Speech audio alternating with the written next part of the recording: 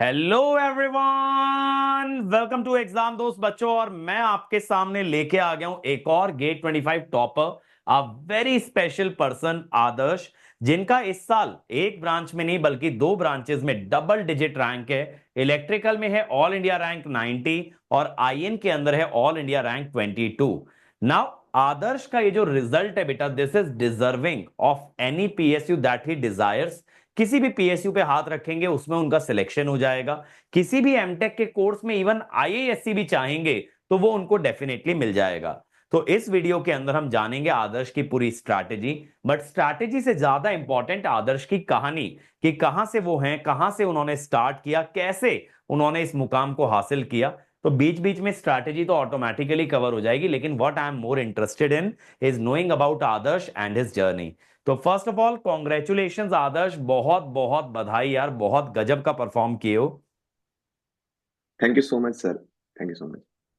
तो आदर्श भाई, पहले थोड़ा सा अपने बारे में बताइए, कहां से बिलोंग करते हैं और फिर कैसी आपकी जर्नी रही है, स्कूलिंग, कॉलेज, और कहां से एक गेट का आपके दिमाग में आइडिया आया।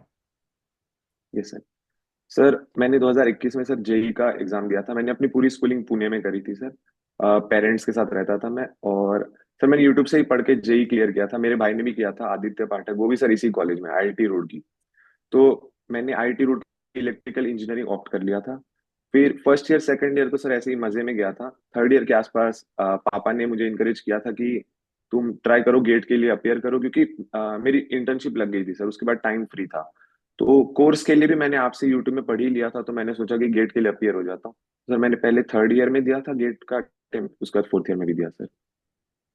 तो आदर्श भाई, इन जनरल हम लोग देखते हैं जो लोग आईआईटी से होते हैं they are not very much motivated towards GATE, क्योंकि आईआईटी में तो इजीली पैकेज मिल जाता है, कैंपस प्लेसमेंट लग जाती है, और खास करके आप ओल्ड आईआईटी को बिलोंग करते हो, आईआईटी रुड़की को।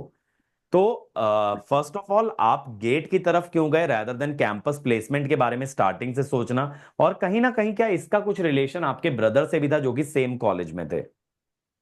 Yes sir. ऐसा था कि जब जेई की तैयारी कर रहा था सर, तब इलेक्ट्रोस्टैटिक्स सब पढ़ा था, तो उसमें ज्यादा इंटरेस्ट आ गया था मेरे को। पर फर्स्ट ईयर में आके तब भी मैंने सर सॉफ्टवेयर की तरफ थोड़ा ट्राई किया कि वेब डेवलपमेंट कर लेते हैं, एमएल कर लेते हैं, प्रोजेक्ट्स किए थोड़े। पर सर इतना इंटरेस्ट अलाइन नहीं हुआ। ऊपर से मेरे भाई का भी एडमिशन यहाँ पे हो गया, तो उसने एमएनसी लिया sir, mathematics and computing.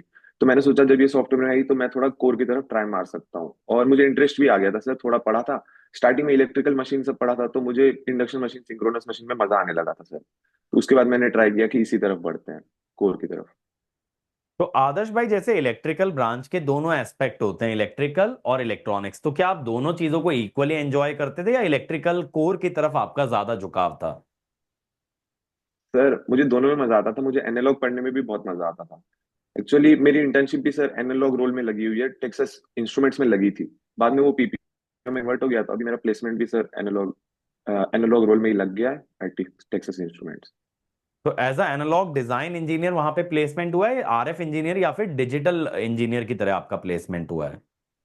Sir ऐसा होता है कि टेक्सास वाले, मतलब आप जाओगे तो रैंडमली अलॉट करेंगे आपको टीम। तो अभी इंटर्नशिप हुई थी मेरी टेस्ट एंड वैलिडेशन टीम में सर। तो अभी प्लेसमेंट में कहाँ देंगे वो पता नहीं सर।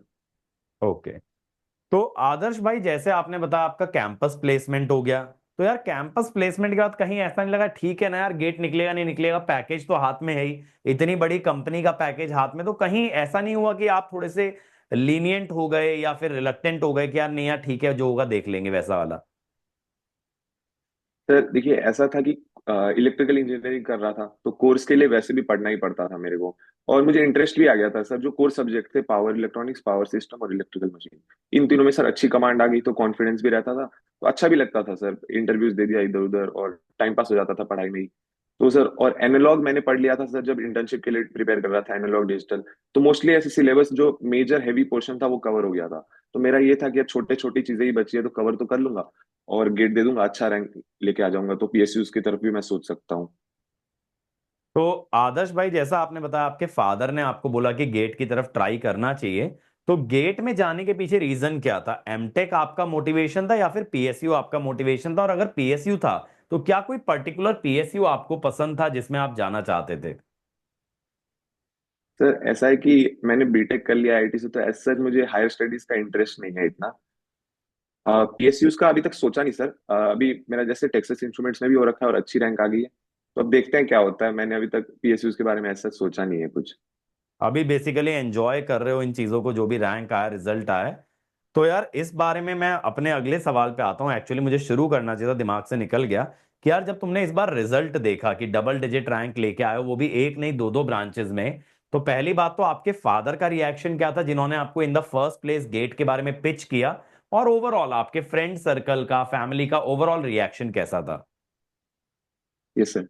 एक्चुअली मैंने रैंक प्रेडिक्टर से देखा था सर, तो मेरी 14 मिस्टेक्स हो गई थी इस बार। मैंने 61 क्वेश्चन अटेम्प्ट किए थे और 40 मिस्टेक्स हो गई थी, तो एक्यूरेसी बहुत खराब हो गई थी। तो स्टार्टिंग में जब मैंने अपना स्कोर देखा तो मैं तो थोड़ा डिमोटिवेट हो गया था, पर बाद में मैंने सोचा कि ठीक है यार, इतना तो चलता है। पापा मम्मी को बताया, वो सब तो खुश हुए ही। और रैंक प्रेडिक्टर से थोड़ा आइडिया था, तो इसलिए इतना ज्यादा शॉक में तो नहीं थे। अच्छा स्कोर आया तो सेलिब्रेट तो किया ही थोड़ा सा, हाँ।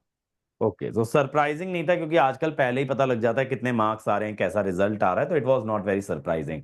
तो आदर्श, जैसे आपने थर्ड ईयर में भी गेट दिया, तो थर्ड ईयर में आपका गेट का रैंक कैसा था? सर थर्ड ईयर में इलेक्ट्रिकल में मेरी 232 रैंक थी और इंस्ट्रूमेंटेशन में 95 थी सर। ओके। तो आदर्श, जैसा आपने बताया कि फर्स्ट 2 इयर्स तो यार थोड़े से ऐसे ही मजे में चले गए, फिर थर्ड ईयर ऑनवर्ड्स आप थोड़े से सीरियस हुए।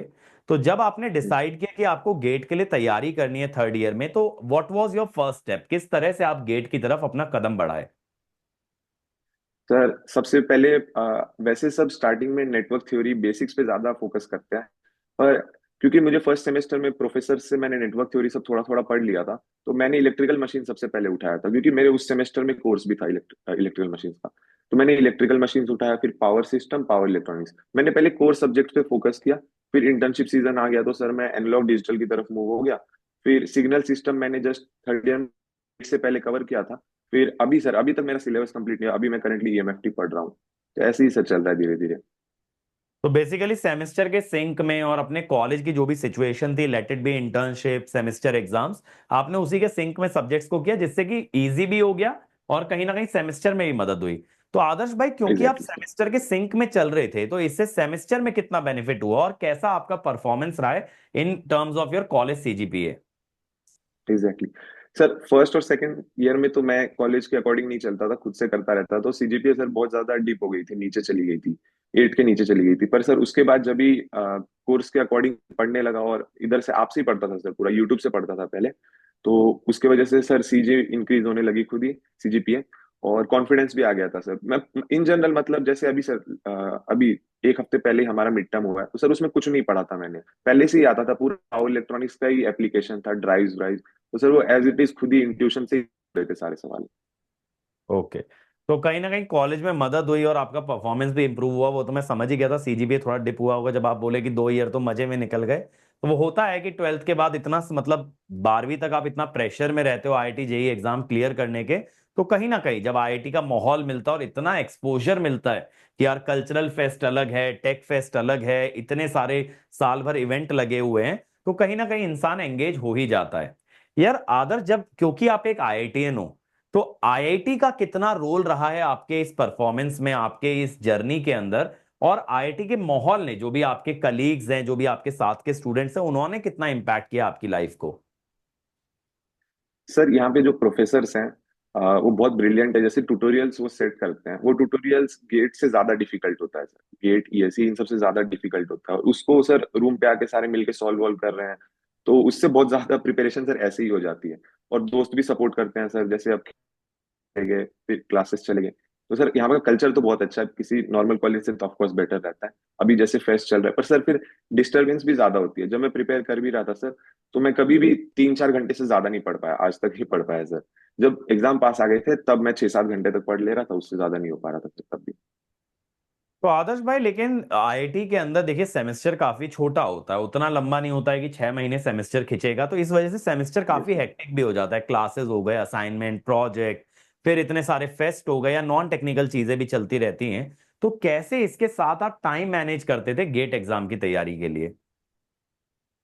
सर ऐसा था कि मैं रात को थोड़ा जल्दी सो जाता था, 12-1 बजे के आसपास, और सुबह 7 बजे उठ के सुबह के टाइम सबसे ज्यादा फ्री टाइम होता है, क्योंकि कॉलेज में ऐसा कुछ होता नहीं है, सब बच्चे सो रहे होते हैं तभी। तो मैं 7-8 बजे अपनी पढ़ाई शुरू कर देता था सर। सुबह के जो 4-5 घंटे थे वही मेरी पीक पढ़ाई होती थी। उसके बाद तो सर दिन भर ऐसे टाइम पास होता है। फिर शाम को आप खेलने निकल जाओगे, फिर खेल के आओगे तो थक जाओगे, फिर खाना खा के सर थोड़ा सा पढ़ पाओगे, उसके बाद सो जाता था। तो मेनली सर मैं सुबह के टाइम पे ज्यादा फोकस करता था पढ़ने के लिए। तो बच्चों ये चीज बहुत इंपॉर्टेंट है, खासकर वो बच्चे जो हॉस्टल में रहते हैं, क्योंकि देखो ऑफ बीट टाइम पे आप पढ़ाई कर लोगे, जिस समय पे आपका कैंपस बहुत ज्यादा एक्टिव नहीं है, आपके कलीग्स बहुत ज्यादा एक्टिव नहीं है, लेकिन एक बार वो माहौल चालू हुआ, कॉलेज का माहौल हुआ, फिर शाम को जो भी स्पोर्ट्स एक्टिविटीज का माहौल है, तो फिर ऑब्वियसली आप डेविएट करोगे ही करोगे। तो ये चीज सीखने वाली है कि खास करके जो बच्चे हॉस्टल में रहते हैं, उन्हें ऐसा टाइम स्लॉट चुनना चाहिए जिस टाइम स्लॉट पे आपके डिस्ट्रैक्शंस मिनिमम हो जाते हैं। तो आदर्श भाई, आप एग्जाम दोस्त के साथ कब किस ईयर में जुड़े और एग्जाम दोस्त ही क्यों आपने चुना? सर मैं जब थर्ड ईयर में था, मतलब अभी फोर्थ ईयर में, 1 साल 2 साल पहले, तो मैंने हम्म। 2 साल के लिए कोर्स लिया था सर, नीव बैच का। ऐसा था कि जब मैं इलेक्ट्रिकल मशीन, सर मैंने आपसे यूट्यूब से पढ़ा था, आपके क्रिएटिव्स के लेक्चर देख के। तो उसमें मैं समझ गया था सर, आप जो डेरिवेशन करवाते थे बेसिकली, वो स्टार्टिंग से पूरा होता था। बीइंग एन आईटी सर, मेरे को डेरिवेशन, मैं ऐसे फॉर्मूला याद नहीं करता था। मैंने गेट में भी कोई फॉर्मूला याद नहीं किया था, थोड़े मोड़े किए थे जो ज्यादा यूज हो रहे थे। मैं डिराइव कर लेता था जल्दी से। तो सर आप बेसिक डेरिवेशन से जाते थे, तो इसलिए स्टार्टिंग से बस मैंने आपको ही फॉलो किया। यहाँ तक कि मैंने इंटर्नशिप के लिए एनालॉग के थोड़े यहाँ वहां से भी देखे। पर मेनली आपके जो असाइनमेंट सॉल्यूशन थे यूट्यूब वाले, उससे मैंने सारे क्वेश्चन बीजेटी मॉसफेट सब उसी से देख देख के किए थे सर। फिर मैं थर्ड ईयर में आया तो फिर पापा ने बोला कि कोर्स ले लेना चाहिए, तो ज्यादा डेविएट नहीं होगे, क्योंकि बहुत सारे सब्जेक्ट्स अवेलेबल नहीं है सर यूट्यूब पे। जैसे इंस्ट्रूमेंटेशन, सिग्नल सिस्टम, सब तो बाद में आया, तब तक था नहीं। तो सर मैंने इसलिए कोर्स ले लिया था, और फिर सर इससे पढ़ता था फिर। ओके। मतलब खैर आज की डेट में अगर देखें तो मैथ्स और ईएमएफटी के अलावा सब कुछ ही अवेलेबल है, बट यस, आज से 2 साल पहले अगर देखें तो 3-4 सब्जेक्ट कहीं ना कहीं गायब थे।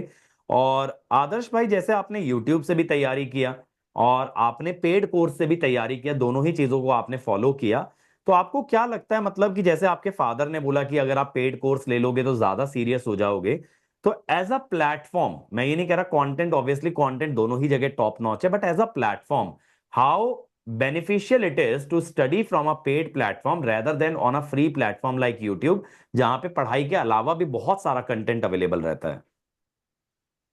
सर ऐसा था कि मैं यूट्यूब पे जब पढ़ता था, तब पहली बात तो लेक्चर तो बराबर ही होते थे सर, पर ऐसा था कि नंबर ऑफ क्वेश्चंस बहुत कम थे, और डेविएशन भी ज्यादा थे सर। यूट्यूब पे खोला, कोई और वीडियो खोल ली, फिर ऐसे ही टाइम पास करते रह गए।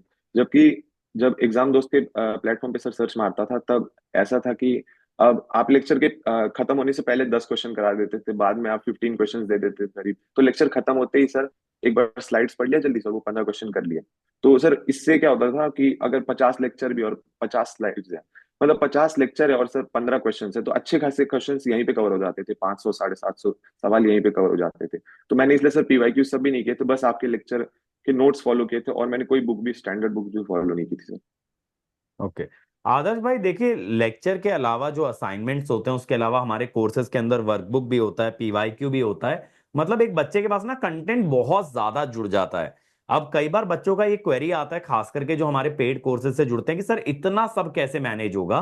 तो आपने कौन कौन से रिसोर्सेज पेड कोर्स में से इस्तेमाल किए और किन रिसोर्सेज को आपने थोड़ा डीप्रायोरिटाइज किया, क्योंकि कॉलेज के साथ तो स्पेशली इतना सब कुछ कवर कर पाना तो पॉसिबल नहीं है।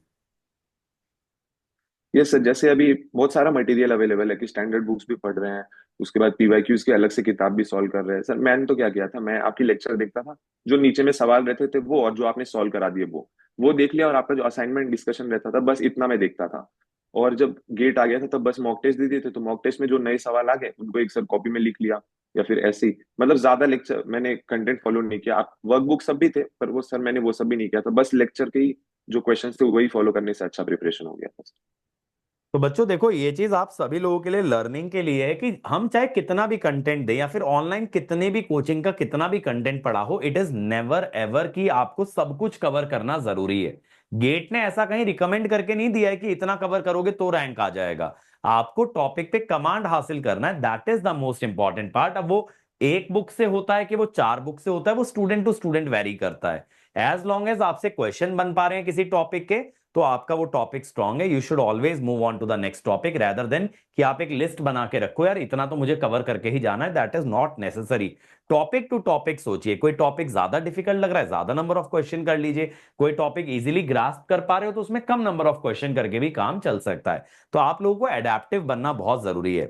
तो आदर्श भाई, इस पूरी जर्नी के अंदर कभी ऐसा हुआ कि कोई डाउनफॉल आया, थोड़ा ये लगा कि यार नहीं हो पाएगा या गलत डायरेक्शन में तो मैं नहीं जा रहा हूं, मतलब एक सेल्फ डाउट कहीं क्रिएट हुआ? और अगर ऐसा हुआ तो कैसे उसको ओवरकम किया, या कोई पर्सन आपकी लाइफ में जो इसमें पिवटल रोल प्ले किया आपको ओवरकम करने में? सर इस मामले में सर मेरे पेरेंट्स से मैं डेली बात करता था, तो ऐसे कभी उन्होंने डाउन फील होने नहीं दिया। और जो भी अगर मैं सोचता था कि ये कोर्स पढ़ रहा हूँ पर खत्म ही नहीं हो रहा है, डिफिकल्ट लग रहा है कुछ भी, तो मैं शेयर कर देता था पापा मम्मी के साथ भी। तो पापा हर वक्त गाइड कर देते थे। मम्मी इतना इलेक्ट्रिकल के बारे में नहीं जानती थी, तब भी वो बोलती रहती थी ठीक है हो जाएगा। उसका मैं दोस्तों को भी शेयर कर देता था, ऐसा दिक्कत नहीं है। तो वो भी बोल देते थे भाई इतना प्रेशर मत ले, ये वो मेरे सारे दोस्त वैसे सॉफ्टवेयर में है, तब भी वो सपोर्ट बहुत करते थे सर। तो आपका फ्रेंड सर्कल, आपकी फैमिली का काफी सपोर्ट रहा। तो यार ये तो बहुत ही अच्छी बात है। तो आदर्श भाई, जब आपने मॉक टेस्ट वगैरह स्टार्ट किए तो क्या स्टार्टिंग से ही आपका स्कोर बहुत अच्छा आ रहा था, या फिर स्टार्टिंग में लो स्कोर आया जो कि ग्रेजुअली ग्रेजुअली इंक्रीज हुआ? सर ऐसा था कि मेरे मॉक टेस्ट जब स्टार्ट किए थे सर मैंने, तभी से मेरी इस बार सर अटेम्प्ट में एक्यूरेसी बहुत खराब रही है सर। मैंने 14 मिस्टेक्स कर दिए थे, और उससे पहले भी मेरी गलतियां हो रही थी। जब मैं स्टार्टिंग में मॉक टेस्ट दे रहा था सर, तब मेरा अंडर 30 अंडर 40 आ रहा था, अंडर 10 भी आ रहे थे सर 2-3 मॉक टेस्ट में। सर पर एक्चुअल एग्जाम में मैंने थोड़ी ज्यादा सिली मिस्टेक्स कर दी, तो 14 मिस्टेक्स हो गए थे सर, इसलिए तो थोड़ा डिक्लाइन ही हुआ है सर मेरा लास्ट में जाके। ओके।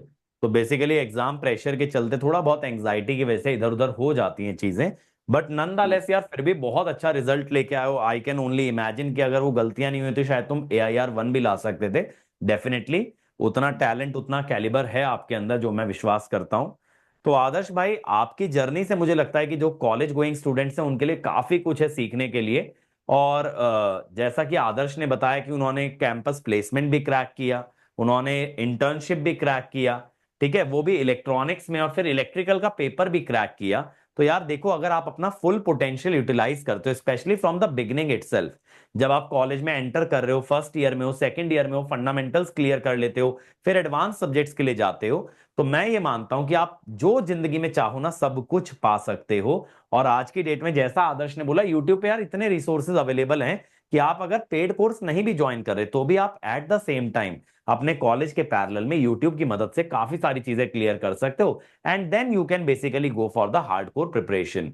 बाकी यार देखो, मैं ये चाहूंगा कि सभी लोग एक बार आदर्श को इस वीडियो के कमेंट सेक्शन में कॉन्ग्रेचुलेट जरूर करें। और आदर्श से पर्टिकुलरली अगर आप कुछ पूछना चाहें तो कमेंट सेक्शन में क्वेश्चन जरूर डालिएगा। मैं या फिर आदर्श जो भी हो पाएगा रिप्लाई जरूर करेंगे, आपकी क्वेरी जरूर आंसर करने की कोशिश करेंगे। Adarsh is an inspiration for all the college going student कि आप अपने थर्ड ईयर फाइनल ईयर के साथ भी एक टॉप रैंक अचीव कर सकते हो। उन्होंने थर्ड ईयर में भी फोड़ा है, फोर्थ ईयर में भी फोड़ा है, और आप लोगों को ये सीखने की जरूरत है। सीखेंगे आप भी ऐसा कुछ रेप्लिकेट कर सकते हैं। So thank you Adarsh for taking time out. और कोई भी कॉलेज गोइंग एस्पिरेंट के लिए आपके पास कोई लास्ट मैसेज?